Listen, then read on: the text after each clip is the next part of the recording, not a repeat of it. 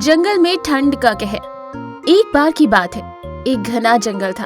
जितना सुंदर वो जंगल था, उतने ही सुंदर वहाँ के जानवर थे। सब मिलजुल कर बड़े ही प्यार से रहते थे। इस जंगल में धन्नो नाम की एक हिरन, खरगोश, हाथी और ढोलू नाम का एक बंदर रहता था। चारों बहुत ही अच्छे दोस्त थे, लेकिन ढोलू बहुत ही आलसी था। वो हर काम कल पर डाल देता था। उसे कल की बिल्कुल भी चिंता नहीं थी। उसे हमेशा मस्ती करना अच्छा लगता था। एक दिन चारों दोस्त बातें कर रहे थे कि तभी धन्नो बोली, दोस्तों, सुना है इस बार ठंड ज्यादा होने वाली है, जिसके चलते कोहरा भी ज्यादा होगा।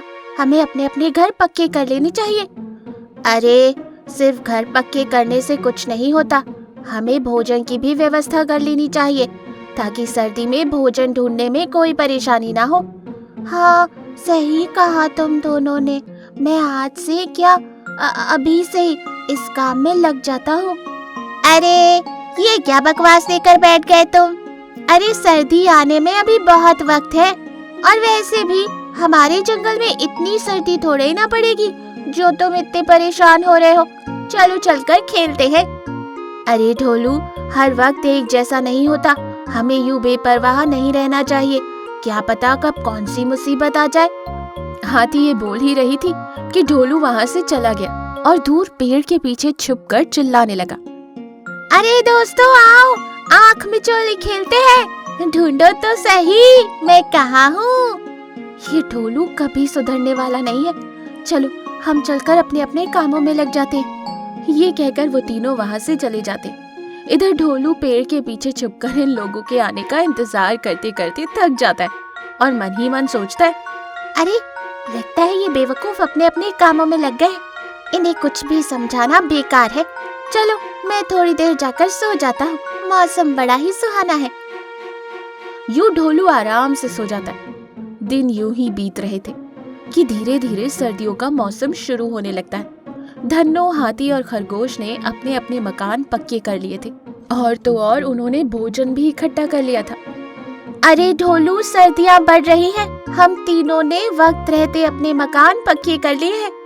मुझे मकान पक्के करने की जरूरत नहीं है। ये ठंड मेरा कुछ नहीं बिगाड़ सकती। मैं यूं ही खुले आसमान में आराम से रह लूंगा। अरे धन्नो, कल दिन भर तू दिखाई नहीं दी, कहाँ चली गई थी बिना बताए? अरे क्या बताऊं, इस ठंड की वजह से मेरी स्किन ड्राई हो रही थी, जिसके चलते धन्नो की ब्यूटी की सीटी बज रही थी।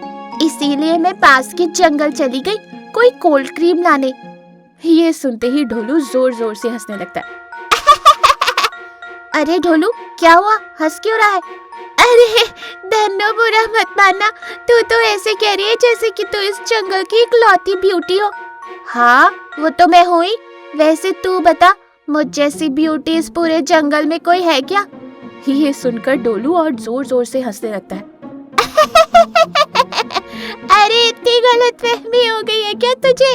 अरे पागल, इस जंगल की ब्यूटी तो मेरी गर्लफ्रेंड है, जिसे एक बार देख ले तो फिर किसी और को देखने का मन ही नहीं करता। हाँ, सही कहा तूने। चुड़ैलों को बस एक ही बार देखते हैं, बार बार नहीं।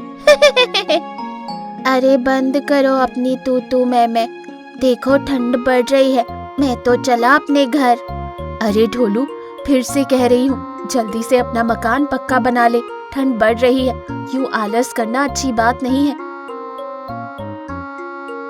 ये कहकर हाथी, धन्नो और खरगोश वहाँ से चले जाते। अरे ये तीनों तो सठिया गए हैं। मौसम तो आते जाते रहते, इसके लिए मैं थोड़े ही ना अपना वक्त बर्बाद करूंगा। यूं ढोलू अपने ही धुन में मगन रहता है। दिन बीत गए, जैसा सोचा था वैसा ही होने लगा।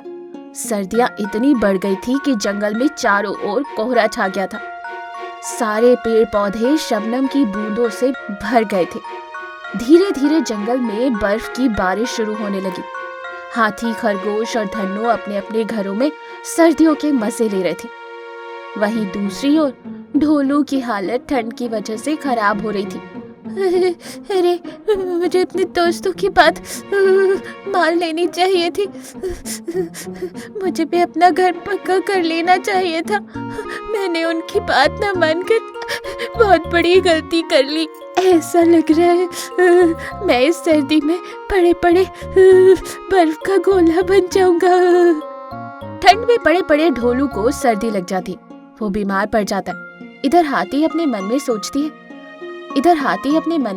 है, अरे ठंड तो काफी बढ़ गई है, ढोलू ने अपना मकान पक्का नहीं किया था, पता नहीं वो कैसा होगा, मुझे एक बार जाकर उससे मिलना होगा। दूसरी ओर धन्नो और खरगोश भी वही सोचते हैं जो हाथी ने सोचा था। वो दोनों भी अपने अपने घरों से निकलकर और ढोलू से मिलने के लिए निकल पड़ते हैं। जंगल में बर्फ की बारिश हो रही थी, मौसम बहुत खराब था, पेड़ों पर बर्फ जम रही थी। तीनों जैसे तैसे ढोलू के पास पहुंचते हैं। ढोलू को काफी सर्दी लग चुकी थी, उसकी हालत बहुत खराब थी। ये देख तीनों दोस्त परेशान हो जाते। वो तुरंत ढोलू को लेकर हाथी के घर जाते हैं और उसकी देखभाल करते हैं। खरगोश आग जलाता है, जिसकी गर्मी से ढोलू को कुछ आराम मिलता है।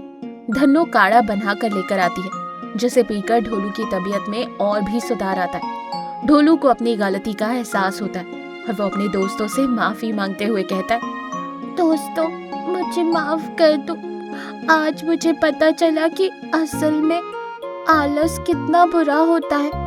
अगर वक्त रहते मैं तुम लोगों की बात मान लेता तो आज ये दिन देखना नहीं पड़ता। वैसे तुम तीनों का बहुत बहुत शुक्रिया, अगर आज तुम तीनों नहीं होते तो पता नहीं मेरा क्या होता। मुझे आज ये बात अच्छे से पता चल गई है कि कल करे सो आज करे सो अब। और इस तरह ढोलू आलस को छोड़कर अपने तीनों दोस्तों के साथ मिलकर अपने लिए एक पक्का मकान बना लेता है और चारों दोस्त खुशी खुशी सर्दी के मजे लेने लगते हैं।